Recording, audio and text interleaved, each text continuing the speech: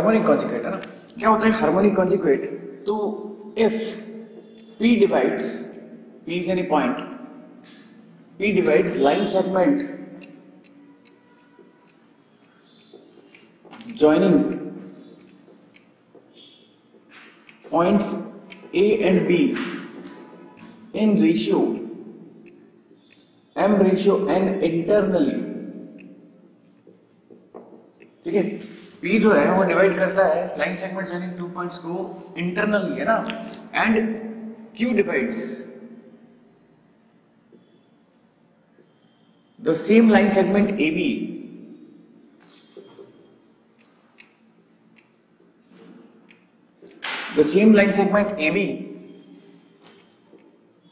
in same ratio M ratio N externally,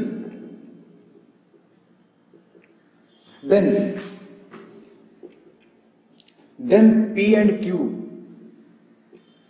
are harmonic conjugate to each other. Harmonic conjugate to each other with respect to A and B. To each other with respect to A and B. ना कहने का मतलब क्या है? कहने का मतलब ये है कि आपके पास में एक लाइन सेगमेंट है AB, इसको कोई पॉइंट है P, वो इसको डिवाइड करता है M रेशियो N में इंटरनली, है ना, और एक पॉइंट है Q जो उसको एक्सटर्नली डिवाइड करता है। तो एक्सटर्नली के वो पॉइंट बाहर होगा और ये आपके पास में हो जाएगा M और ये आपके पास हो जाएगा N माइनस N, ठीक है। तो P और Q जो होंगे वो क्या होंगे? हार्मोनिक कॉन्जुगेट होंगे with respect to A and B। P और Q एक दूसरे के हार्मोनिक कॉन्जुगेट होंगे, यानी कि यहां से मैं एक चीज लिख सकता हूं कि AP, AB and AQ, AP, AB and AQ कहीं ना कहीं अगर हार्मोनिक की बात करिए तो हार्मोनिक मीन इसके अंदर काम में आएगा, R in HP, R in HP। और अगर तीन टर्म्स HP में है तो twice reciprocal of the middle term is equals to sum of the reciprocals of first and last, 1 upon AP plus 1 upon AQ, ठीक है। ये सिंटेक्स अपने पास यहां से आया। इसका प्रूफ देखते हैं अपन। इसका प्रूफ अपन इस तरह से देखते हैं कि AP अपॉन AB का modulus, AP upon AB distance अपन बात कर रहे हैं, is equals to AQ upon BQ, AQ upon AP upon PB, sorry, it will be PB, AQ upon BQ, है ना। अगर मैं मॉडुलस लगाऊं तो ये दोनों M रेशियो N के बराबर है, नेगेटिव हट जाएगा, डिस्टेंस की बात हो रही है ना। डिस्टेंस तो बराबर नहीं है बट इनका जो रेशियो का मॉडुलस है वो सेम आएगा। AP upon PB M ratio N और AQ upon BQ वो भी M रेशियो N, बट वो मॉडुलस लगा दिया इसलिए जो है इसका मैग्नीट्यूड सेम आएगा। मैं इसका रेसिप्रोकल करता हूँ, PB upon AB, AP, BQ upon AQ, ठीक है। रेसिप्रोकल करने के पीछे का कारण कि मुझे ये चीजें अपॉन में चाहिए थी, इसलिए अब PB रिप्लेस करना है। PB को मैं लिख सकता हूं AB minus AP, PB can be written as AB minus AP whole upon में आपके पास AP। BQ को मैं लिख सकता हूं AQ minus AB, AQ minus AB whole upon AQ। अलग अलग करते हैं भाई, AB upon AP, AP upon AP 1, AQ upon AQ 1, AB upon AQ। इसको मैं उधर ट्रांसफर कर रहा हूँ, 1 को इधर, 1 1 उधर जाकर के हो जाएंगे 2। इन दोनों में से AB कॉमन आ जाएगा, 1 upon AP plus 1 upon AQ, और फाइनली अपने पास आ गया 1 upon AP plus 1 upon AQ is equals to 2 upon AB, ठीक है। तो ये सिंटेक्स का प्रूफ है, ठीक। तो ये पहली बात, हार्मोनिक कॉन्जुगेट क्या होते हैं, है ना। और इसमें HP का यूज है ना, हार्मोनिक मीन का यूज है, इसीलिए यहाँ पर हार्मोनिक शब्द का इस्तेमाल किया गया है ना। The word harmonic is being used because of that there nature, they are in HP, okay. आगे चलते हैं। अगला जो सिंटेक्स है वो भी काफी इंपॉर्टेंट है, काफी इंपॉर्टेंट है।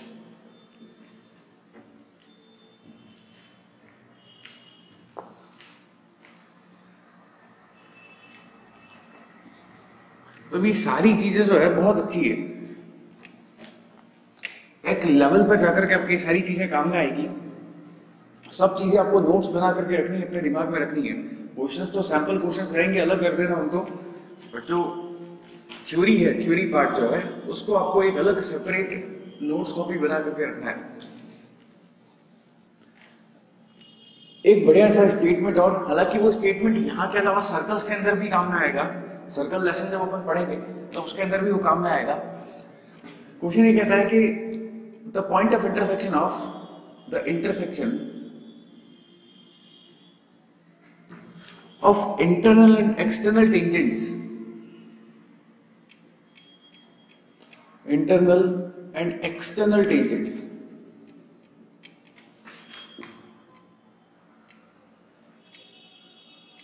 drawn to two circles,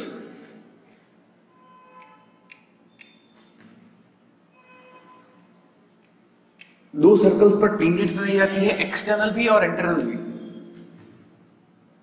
है ना। पेयर ऑफ टेंजेंट्स है ना, यहां पर पेयर आएगा, pair of tangents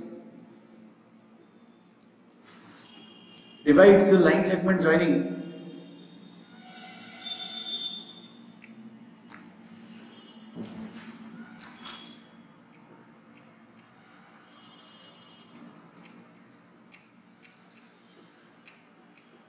line segment joining their centers in ratio of their radii, in ratio of their radii, इनके रेडियस के रेशियो में डिवाइड करेगा। देखो इस चीज को अपन फील करते हैं, कैसी है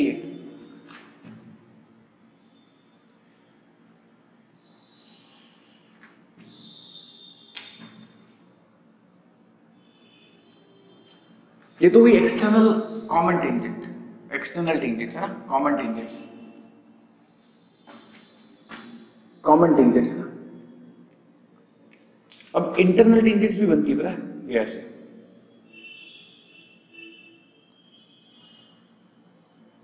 these are the pair of internal tangents,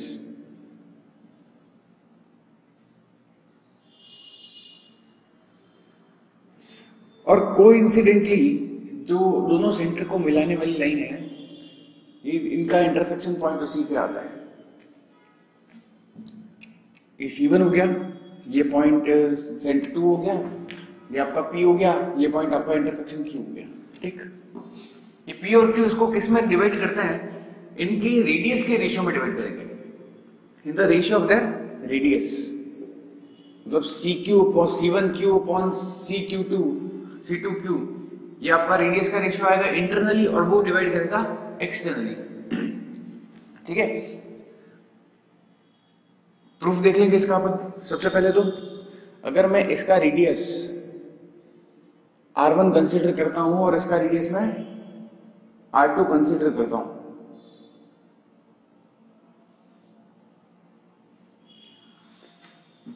थोड़ा टेंजेंट टेढ़ा बन गया, बाकी ऐसे ही पास होगा पूरा कंप्लीटली।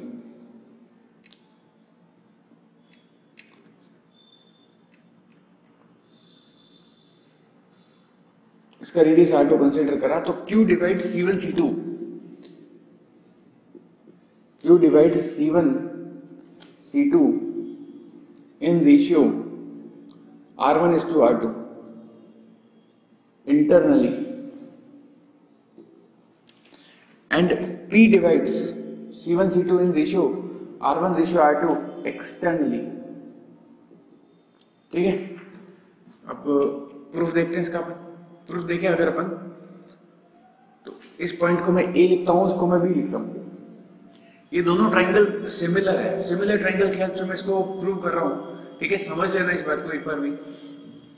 ये 90 डिग्री है, ये भी 90 डिग्री है ना। क्यों है 90 degree? Line joining centre to point of contact is perpendicular to the tangent, 10th standard की बातें कर रहे हैं अपन, ठीक। तो एक तो ये एंगल 90 डिग्री का हो गया, और ये दोनों में क्या हो गया, कॉमन हो गया by a similarity, triangle PC2A, triangle PC2A, ठीक है। PC2A is similar to triangle PC1B, PC1B, ठीक है। तो PC2 upon P C1 is equal to R2 upon R1। तो देख लो भैया ratio C1P upon C2P is equal to R1 by R2, ठीक है, उल्टा कर दिया C1P C2P R1 by R2। इसी तरह से अगर मैं इन दोनों ट्राइंगल्स को मैं मैच करता हूं, इन दोनों ट्राइंगल्स को कॉन्ग्रुएंट प्रूव करूं, सिमिलर प्रूव करूं, तो क्या क्या लगेगा, देखो एक तो वर्टिकली अपोजिट एंगल आ जाएगा और एक 90-90 आ जाएगा, ठीक है, एक वर्टिकली अपोजिट आएगा, एक 90-90 आएगा, दोनों ट्राइंगल सिमिलर हो गए। ट्राइंगल का नाम AB, इसको मैं C दे देता हूं, QC1E, इसको D लिख देते, QC1D, QC1D is similar to triangle QC2A, QC2A। Similarity का रूल लिख करके मैं शर्मिंदा नहीं करूंगा आप लोगों को, डायरेक्टली अब रेशियो लिख रहा हूं, QC1 upon QC2 is equals to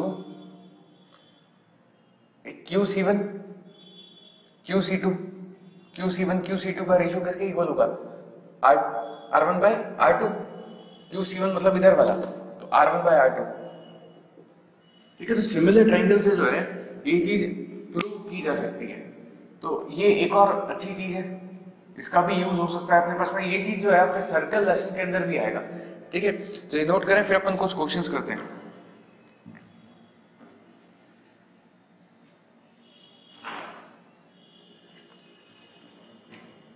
इसमें भाई P and Q are harmonic conjugate to each other with respect to C1 C2, है ना।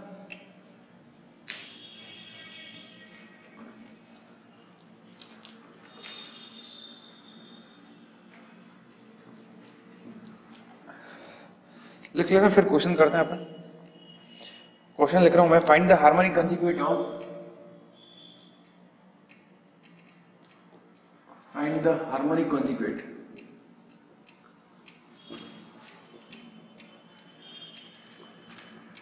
find the harmonic conjugate of 3,4 with respect to point 1,2 and 4,5, 1,2 and 4,5, ठीक है। Harmonic conjugates कौन होते हैं, जो उसको रेशियो में डिवाइड करते हैं, वो हार्मोनिक कॉन्जुगेट्स होते हैं, है ना।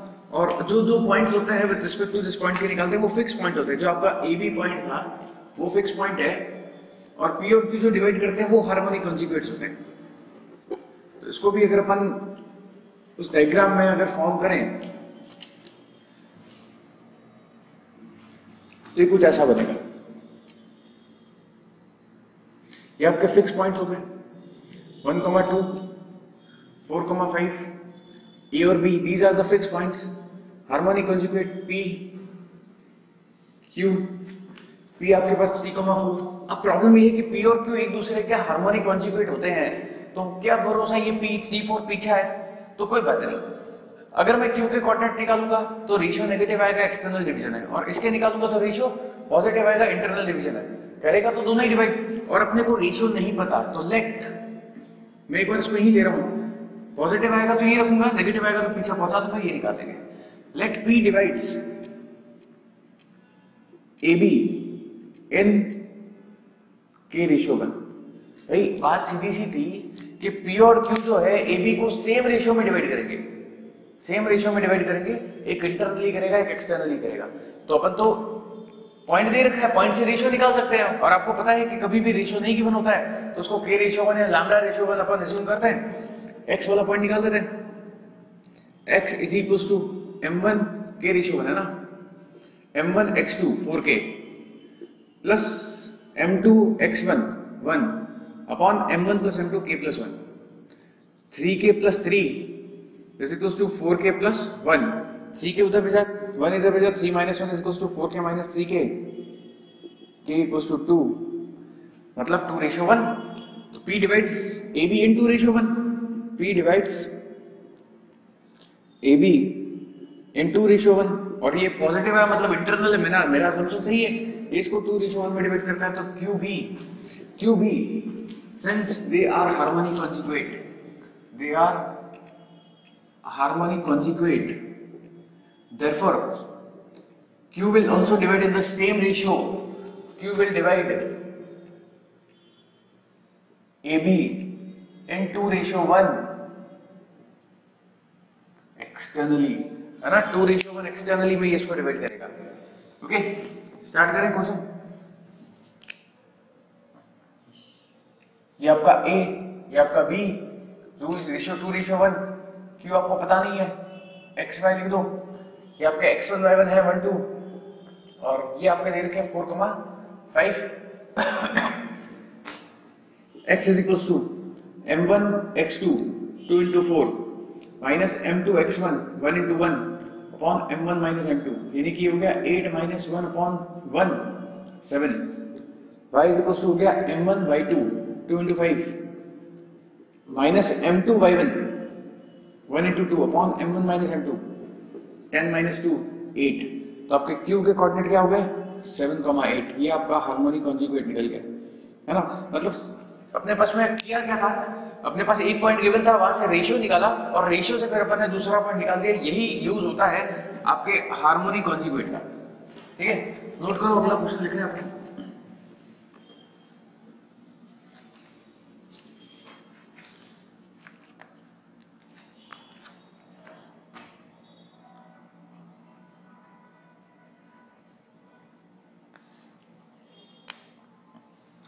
अगला क्वेश्चन है find ortho centre. Ortho centre को H से लिखते हैं भैया, है ना? और ऑर्थो सेंटर क्या होता है, जहां पर तीनों आपके अल्टीट्यूड्स मिलते हैं. And circum centre, circum centre को O से लिखते हैं. For triangle made by lines, for triangle made by lines x plus y is equals to 2 and x dot y equals to 0. ठीक है, अब इसको भले x, y equals to 0 दे दो. x और y दोनों ही 0 है, दोनों से सेंस एक ही निकलेगा.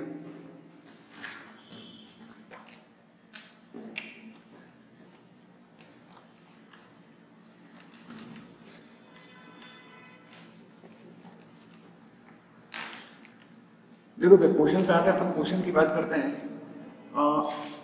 यहाँ पर लिखा है x, y इक्वल्स टू 0. मतलब ये है कि x भी 0 y भी 0. तीन लाइंस हो गई, एक x equal to 0 y equals to 0 और तीसरी है. लाइंस का ग्राफ अगर आपको बनाना आता ही है तो कोई प्रॉब्लम है नहीं उसके अंदर. x equal to 0 y equals to 0. x equal to 0 का मतलब y axis, y equal to 0 का मतलब x एक्सिस. x 0 पुट करा y 2 आया, y 0 पुट करा x 2 आया. ठीक है, 1 2 1 2.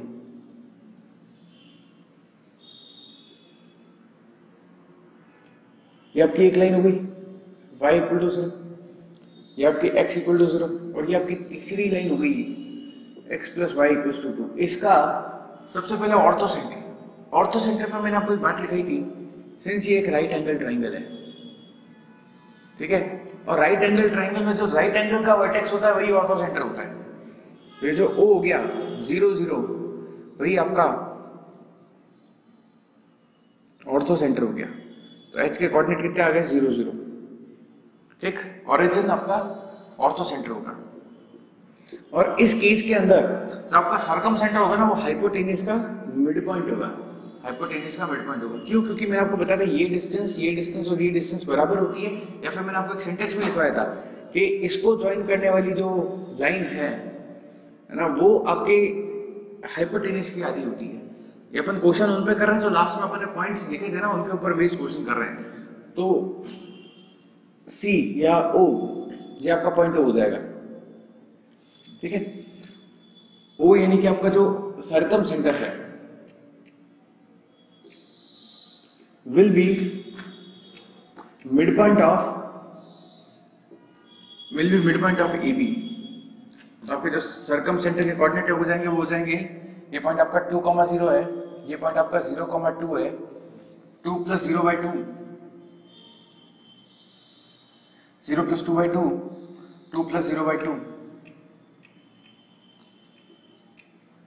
यानी कि ये हो जाएगा 2/2, 2/2, 1,1, ये आपका सर्कम सेंटर हो जाएगा। This will be your circum centre. ठीक है, तो बड़ा सिंपल सा क्वेश्चन था। अगर आपका कंसेप्ट क्लियर है तो आप डायरेक्टली इनको प्रेडिक्ट कर पाओगे, नहीं तो इट विल टेक टाइम और शायद गलत ही करो, है ना।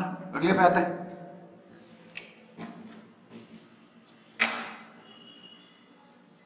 अगला क्वेश्चन लिखे अपन। ये जो क्वेश्चन है ये अपन ने जो पिछला टॉपिक पढ़ा था बस उसी से रिलेटेड है, क्योंकि अपन उनके क्वेश्चंस कर नहीं पाए थे। Next question is side of an equilateral triangle.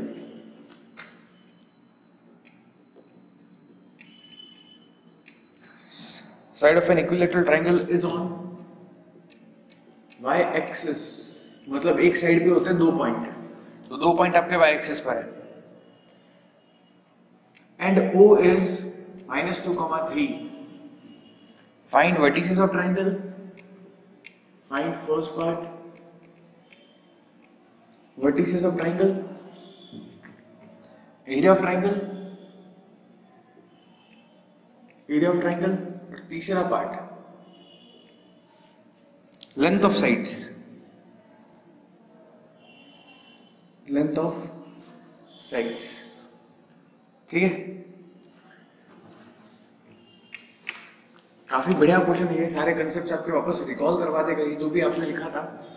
ठीक है, सबसे पहली चीज तो ट्रायंगल कैसा है, इक्विलेटरल ट्रायंगल है, और इक्विलेटरल ट्रायंगल में मैंने आपको अगर O दे रखा है तो आपको GHI फाइंड आउट करने हैं तो आप कर सकते हो। क्यों? क्योंकि ये सारे पॉइंट कोइंसाइड करते हैं, है ना। ये अपन ने पढ़ा था कि सारे पॉइंट्स कोइंसाइड करते हैं। सबसे पहली चीज y axis, this is your y axis, 2 point इसके ऊपर है, माने कि एक पॉइंट ये रहा, दूसरा पॉइंट ये रहा। ठीक, अब ये उधर बनेगा या इधर बनेगा, तो आपका जो O दे रखा है वो आपको दे रखा है -2,3, मतलब वो इस तरफ बनेगा। ठीक,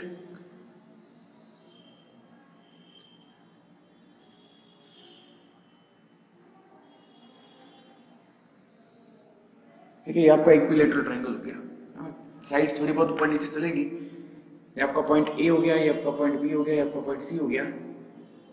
अल्टीट्यूड ड्रॉ करा, यही मीडियन होगा, यही अल्टीट्यूड होगा। क्यों? क्योंकि इक्विलेटरल ट्रायंगल में OGHI कोइंसाइड्स, है ना, कोइंसाइड करेंगे।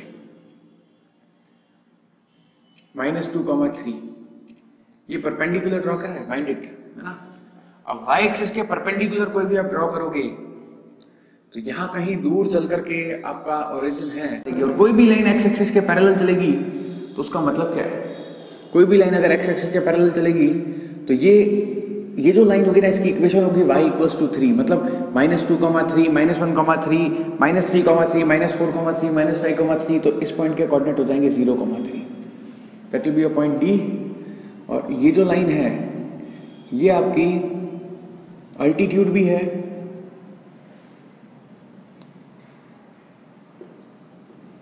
और मीडियन भी है। ठीक है, सेंट्रोइड भी यही है, सेंट्रोइड भी यही है। ठीक है, अब सिंस यहां से यहां तक का डिस्टेंस 2 यूनिट्स का है, आप खुद देखो 0 से 2 तक 2 यूनिट्स का है, और अगर आप इसको सेंट्रोइड कंसीडर करते हो, मीडियन कंसीडर करते हो, तो ये जो सेंट्रोइड वाला पॉइंट है ये इसको 2:1 में डिवाइड करता है। मतलब अगर ये 2 है तो ये इसका ट्वाइस होगा, बिकॉज 2:1 है ना, तो ये ट्वाइस होगा, तो ये कितनी यूनिट्स का होगा, ये 4 यूनिट्स का होगा। और जब ये 4 यूनिट्स का है तो यहाँ से यहाँ तक की डिस्टेंस हो गई 6, उसका मतलब इस पॉइंट के कोऑर्डिनेट हो जाएंगे -6,3, क्योंकि 3 तो आपका कांस्टेंट चलता आ रहा है। तो एक वर्टेक्स आपका ऐसे निकल गया, किससे निकला, मीडियन से। वापस बता देता हूँ, ठीक है, ये डिस्टेंस आपका 2 यूनिट्स का है, 0 से 2 तक है, ठीक है, और ये इसको 2:1 में डिवाइड करता है, ये पार्ट डबल होगा, तो ये 2 यूनिट्स का है तो ये 4 यूनिट्स का होगा। तो यहाँ से यहाँ तक का डिस्टेंस 6 यूनिट्स का, तो 0 से 6 तक नेगेटिव साइड जा रहे हो, इसलिए कोऑर्डिनेट -6, और ये वाला पॉइंट कांस्टेंट है 333। अब बनाते हैं कि ये जो है ये एंगल बाइसेक्टर भी होगा, OGHI, ठीक है, एंगल बाइसेक्टर भी होगा, इंटरनल एंगल बाइसेक्टर भी होगा। 60 डिग्री का बनता है तो ये 30 डिग्री का बनेगा, π/6, ठीक है।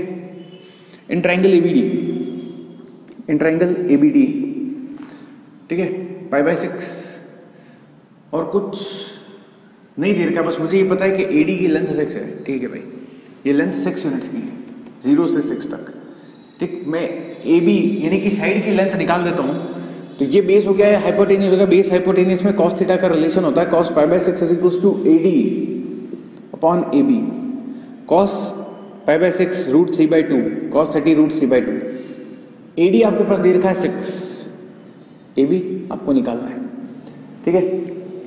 तो क्रॉस मल्टीपल करा, ये आ जाएगा आपके पास AB इज इक्वल्स टू 12/√3, √3 से मल्टीप्लाई डिवाइड करा 12/3 √3 means your AB is 4√3 units. ये आपके पास लेंथ ऑफ साइड यानी कि थर्ड पार्ट आ गया, ठीक, लेंथ ऑफ साइड आ गई। अब area of triangle, area of triangle कितना हो गया, एरिया ऑफ ट्राइंगल हो जाएगा आपके पास में √3/4 साइड स्क्वायर, ये आपके पास इक्विलेटरल ट्राइंगल का एरिया होता है, तो √3/4 साइड मतलब 4√3 का स्क्वायर, 4√3 का स्क्वायर, √3/4 16 × 3 12√3 स्क्वायर यूनिट्स। ये एरिया ऑफ ट्राइंगल यानी कि आपका सेकंड पार्ट आ गया। अब तीसरे पार्ट, फर्स्ट पार्ट पे आ रहे हैं अपन, वर्टिसेस। साइड की लेंथ कितनी है, 4√3 है, मतलब ये आपके पास कितना है, 4√3 है, ये मिड पॉइंट होगा, यानी कि ये डिस्टेंस आपकी 4√3 होगी, 2√3 होगी, आधी आधी हो जाएगी, और ये डिस्टेंस आपकी कितनी हो जाएगी, 2√3 हो जाएगी। मतलब 2√3 ऊपर जब जाएगा, जैसे मैं आपको कहता हूं कि आपके पास y एक्सिस के ऊपर एक पॉइंट है, आप यहाँ खड़े हो या यहाँ पर खड़े हो, ठीक है, और आपको 2 यूनिट, ये 0,3 है, आपको 2 यूनिट ऊपर जाना तो 0,5 हो जाएगा, 2 यूनिट ऐड कर दिया पता है ना। तो इसमें अगर अपन 2√3 यूनिट ऐड करेंगे तो b के कोऑर्डिनेट हो जाएंगे 0 + 0,3 + 2√3, और 2 यूनिट नीचे जाओगे तो माइनस हो जाएगा, तो c के कोऑर्डिनेट हो जाएंगे 0,3 - 2√3। तो ये आपके क्या आ गए, वर्टिसेस आ गए। तो वर्टिसेस लिख देते हैं, फर्स्ट पार्ट का आंसर a -6,3, b 0,3 + 2√3 और c 0,3 - 2√3। ये आपका फर्स्ट पार्ट का कंबाइंड आंसर हो गया। तो ये कुछ क्वेश्चंस थे अपने जो प्रीवियस टॉपिक से रिलेटेड थे।